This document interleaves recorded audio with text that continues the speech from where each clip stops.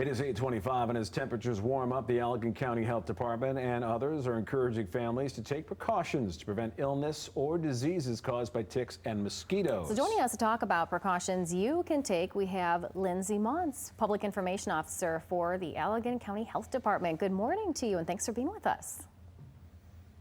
Good morning. Thank you for having me. All right, Lindsay, let's start by talking about maybe exactly what are you seeing right now as far as the population, especially when it comes to mosquitoes and ticks. Is it down because of the heat? Where do we stand? So mosquitoes love warm weather. They love wet grounds. Ticks love cool, grassy areas.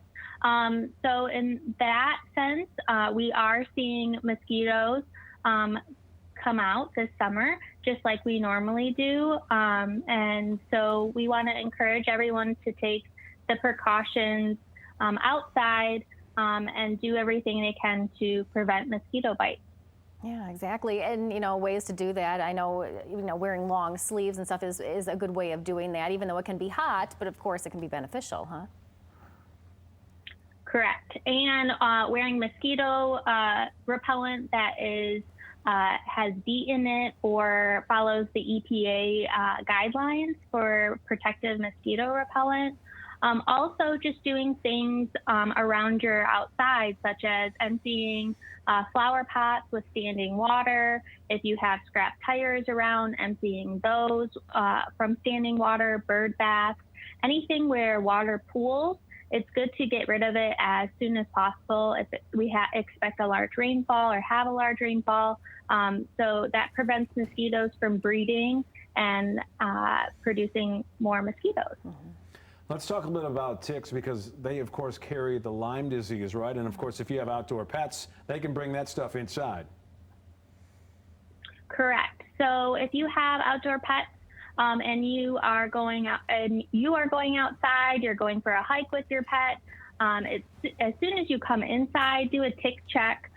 Put your clothes that you wore in the dryer, because that kills the ticks, and do a thorough check around or with your pet and look for any ticks. And also, there's tick prevention for pets, so that's a good route to look for as well. Now, if people maybe haven't had experience with ticks or so before, what would they be looking for exactly with their pets? How closely would you have to look, and what are some of the signs as well? So when you look for, you just want to look below their hair. So it's harder when you have a darker haired pet, but you want to look in their skin.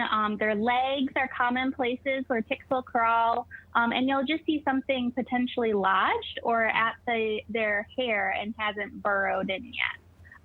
So it's going to be a dark black, they call it the black-legged tick that's common in Michigan that spreads Lyme disease.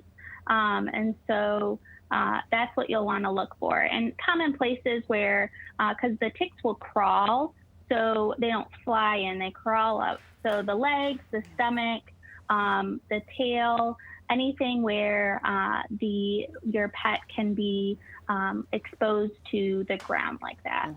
Very good. Lindsay, if people want more information, where should they go?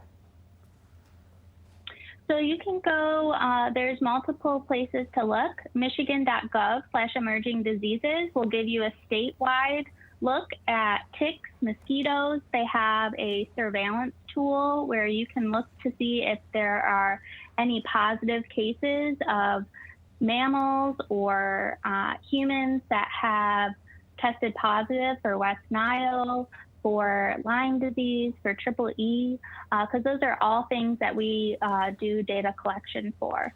But if you're local and you're an Allegan County resident, you can go to www.allegancounty.org/health. And we also do scrap tire events. So if you do have scrap tires, that's a great way to get rid of a potential breeding area for mosquitoes and take them to our scrap tire events, which occur in August. Great resources. Yeah. Thank you. It is 8:20.